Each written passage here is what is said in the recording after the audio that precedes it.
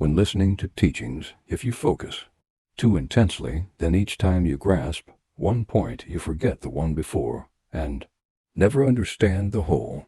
Meanwhile, too much concentration also makes you sleepy.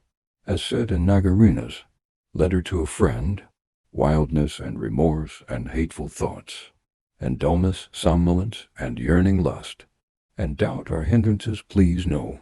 These 5 are thieves that steal the gem of virtuous deeds.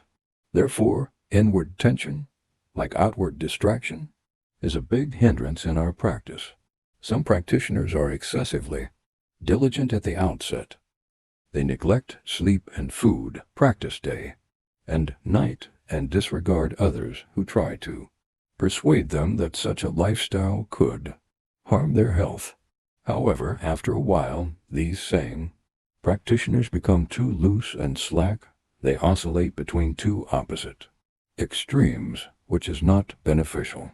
Dharma practice is a long-term project. It is impossible to earn a worldly college degree in 2 or 3 days, let alone attain transcendental liberation. When you are too loose, discipline yourself to stop slacking off and put all the possible time slots into practice.